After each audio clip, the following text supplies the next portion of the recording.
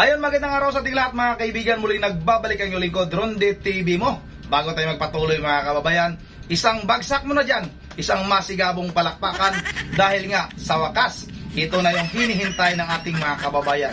Ito na yung hinihintay ko mga kababayan, na maglabas na nga ng warrant of arrest ang Manila RTC mga kababayan. At pinapa-aristo na nga itong dating congressman teroristang Arnie Teves mga kababayan. Yun ang ano mga kababayan, hindi naman nasayang yung ating paghihintay at yung mga inaabangan ng ating mga kababayan na maglabas na nga ng warrant of arrest itong Manila RTC mga kababayan, kaugnay nga sa pagpatay kay dating Gobernador Roel Digamo at sa siyam pa mga kababayan. Hindi lang ito ha, may darating pa na warrant of arrest laban naman dito ulit kay Congressman Arnie Teves mga kababayan. Ito na may kaugnay sa kasong murder ulit, no? Murder ulit mga kababayan. Ibig sabihin itong si Arnie Teves mga kababayan ay mahilig talaga sa patayan. Parating na naman, maglalabas na naman ng warrant of arrest itong Manila RTC mga kababayan o itong Negros RTC para naman sa kaso naman doon sa patayang nangyari naman noong 2019 mga kababayan. Napakatindi nitong si Arnie Teves, ano? Sa wakas mga kababayan, magtatapos na ang kasamaan. At yun ang ano mga kababayan, liliwanag na ang buhay ng mga taga Negros Oriental. At ay ng ano mga kababayan, para naman sa mga sumusuporta pa kay Arnie Teves, bakit naman nananatili pa kayong naniniwala sa inyong iniidolo? Ito na nga, naglabas na ng warrant of arrest, pinapa-aresto na ng Manila RTC yung inyong iniidolo. Ibig sabihin, may sapat na dahilan, may sapat na ebidensya para ipa-aresto itong dating Congressman Arnie Teves. Kaya dandahan naman kayong, pwede naman kayong magsisi, pwede nyo nang sabihin, uy, nagkamali pala kami ng pagsuporta. Isa palang kriminal yung aming sinusuportahan. Ito na, lumabas na talaga yung katotohanan. Ito na yung warrant of arrest laban sa aming iniidolo. Pwede naman sabihin nyo na ganun. Wala namang masama na umamin sa pagkakamali. Yun ang ano mga kababayan, ano? Ulit no, isang palakpakan naman dyan para naman talaga masabi natin na malapit na talaga itong si dating Congressman Arnie Teves na pumasok sa kanyang bagong tahanan. Yun ang believe it mga kababayan. Yun ang ano, wag na nating patagalin. Sabay-sabay na natin itong panoorin.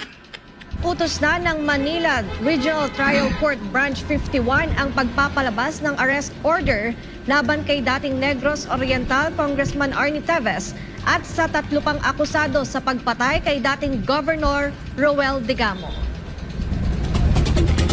Pirmado ni Presiding Judge Miriante Pasita Zuraik ang court order laban kay Teves at sa iba pang akusado nito na sina Angelo Palagtiw alias Angelo, Angelo Valiente, Jelu alias sister of Angelo Paligtiw at Captain Lloyd Cruz Garcia II. Nakitaan ng korte ng sapat na katibayan ang kasong isinampa ng Department of Justice laban sa mga akusado. Si Teves ang itinurong pangunahing utak sa pagpatay laban sa gobernador at siyam na iba pa matapos silang pagbabarilin sa bahay nito sa Negros Oriental noong Marso. Samantala, inilabas din ng korte ang commitment order para sa akusadong si Nigel Electona na madala sa Camp Bagong Diwa sa Taguig City. Ang arraignment at pre-trial conference ay idadaos sa October 4. Yes! Yun ang ano mga kababayan, ano? Itong si Nigel Electona, ano? Ito yung head security ni Fred Henry Teves mga kababayan na hindi naman nakasali, hindi naman naisama itong si Fred Henry Teves sa kaso na ito mga kababayan. Bakit ba hindi napasama? Di lang natin alam, ano? Mas nakakaalam yung ating husgado bakit hindi nasama dito sa kaso na ito si Fred Henry Teves. Pero sabi ng ating mga kababayan, dapat kasama itong kapatid ni Arnie Teves dahil nga magkasabwat itong magkapatid na ito. At malinaw nga na sinasabi sa mga balita mga kababayan na itong si Fred Davis, ito nga daw yung nagsusupply ng mga armas kasama nga itong si Nigel Electona, mga kababayan. Pero yun na nga, hindi kasama sa kaso, wala tayong magawa. Kasi yung korte naman talaga, mga kababayan, ang magdesisyon, mga kababayan, kung itong isang tao na ito ay makasama ba sa kaso o hindi. Sila naman yung mas nakakaalam, mga kababayan. Pero ang kagandahan talaga nito, mga kababayan, dahil itong pangunahing suspect o itong mastermind na si Arnie Teves ay pinapa-aresto na nga, mga kababayan, ng Manila RTC. Sigurado tayo, mga kababayan, sa ngayon na itong si Arnie Teves ay talagang tuliro na ito. Hindi na ito mapalagay, mga kababayan. Sa tingin nyo, mga kababayan, itong si Arnie Teves ngayon ay nakakakain pa ito ng maayos?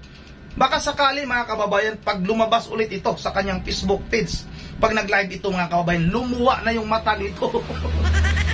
dati ay bag lang yung lumaki, mga kababayan. Sa ngayon, baka magugulat tayo, mga kababayan, na pumayat na, mas malaki na yung kanyang mata kaysa kanyang eyebag, mga kababayan.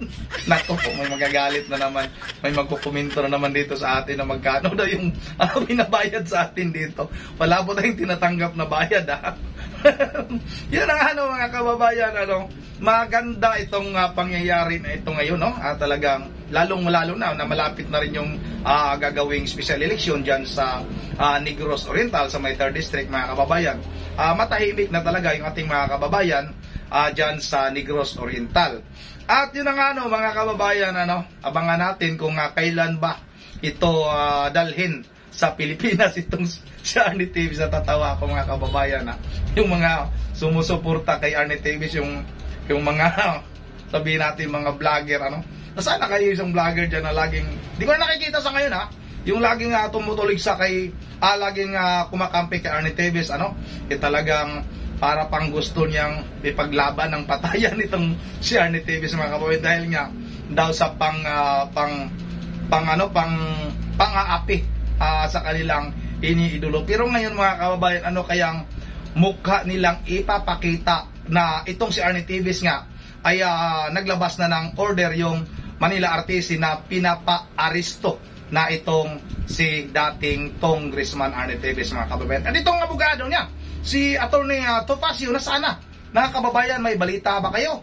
Ako nga, mga kababayan, lagi akong nagre-research talaga, lagi akong nag-uusisa kung ito bang si Attorney Topacio ay mayroon bang mga sinasabi. Iwan ko lang sa oras na ito na ginagawa ko itong reaction video ko na ito, kung si Topacio, mga kababayan, ay nagpapakita na ba sa media, o mayroon na ba siyang bagong nilabas na bagong komento, mga kababayan, sa pagpapaaresto nga sa kanyang kliyente na si dating Congressman Arnie Teves, mga kababayan. At ayun, balakpakan natin ulit, mga kababayan, ay talagang napakaganda ang balitang ito na pinapaaresto na nga si dating Congressman Arnie Teves, mga kababayan. Yun ang hanggang dito na lang muna, at yun na nga, maraming salamat sa inyong suporta, at pag-aabang sa ating mga upload video, lalong-lalo na dito kay Arnie Teves, mga kababayan, dahil sinasabi ko talaga na hanggat hindi ito makulong si Arnie Teves, ay hindi tayo titigil sa pagbablog tungkol kay Arnie Teves, mga kababayan. At yun na nga, magsha-shoutout na tayo kay Beverly Arandia. Dapat hindi pwede si Henry kasi may kaso yan. Shoutout Beverly Arandia. At shoutout din kay Member Jefferel de Dios ng Pulilan, Bulacan. Sana naman yung karapat dapat ang umupo dyan, tulong nung mga botante. Ingat lagi, more bliss from Pulilan, Bulacan. Yan nga, maraming salamat sa iyo, Member G Berhel de Dios ng Pulilan, Bulacan. Shoutout na rin kay Ronnie Bulandos. Sigurado panalo si Fritz, magaling siya. Yun ang shoutout na rin kay Roberto Mabaling. Sir, sana tsimpuhan mo na lang punta. Ito yung tungkol sa tungkol kay Jovelyn Galeno.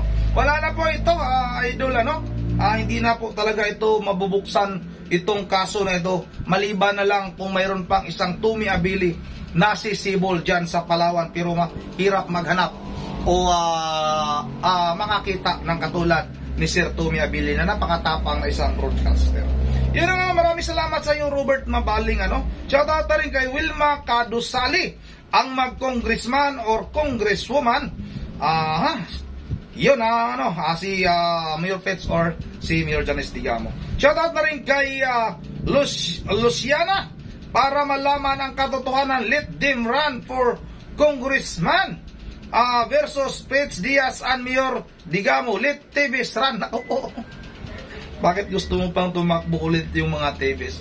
Shoutout na rin kay Giselle Bantoto. Tama, si Mayor Fritz, thank you. Sir Rondi, God bless, maraming salamat sa iyo, Giselle Bantoto. Shoutout rin kay Lods Rapido TV. Shoutout kay Tilma Santos. Hello, Sir Rondi, good evening. Maraming salamat sa iyo, Tilma Santos. Hello, Di Bailon, Sir Rondi TV, ang galing mong magpaliwanag, lalo na sa kaso ni TTG Group.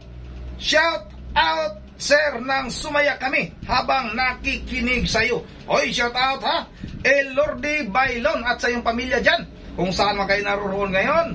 Shout out sa inyong lahat, Lordy Bailon. Shout out na rin kay Andrew Kalumpang, si Mayor Fitz, dili gyud na mudalagan kay ang muapil, ang mupuli nga pagka-mayor, dili iyang partido. Sinabi naman ni Mayor Fitz Diaz na kahit naman di ka partido, yung kanyang vice mayor, hindi naman ibig sabihin na hindi siya tatakbong pagka-congressman ng 3rd District. Pwede naman din daw, hindi naman daw hadlang kahit na excuse me, hindi niya kalyado yung vice mayor, no?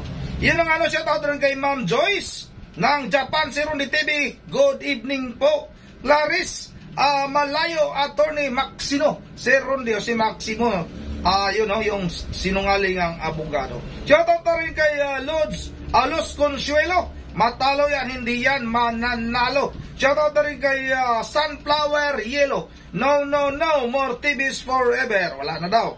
Iba Rigla, shoutout, tuloy ang ligaya ni Mayor Fritz. Bonifacio Bernali, shoutout, tulong na nga.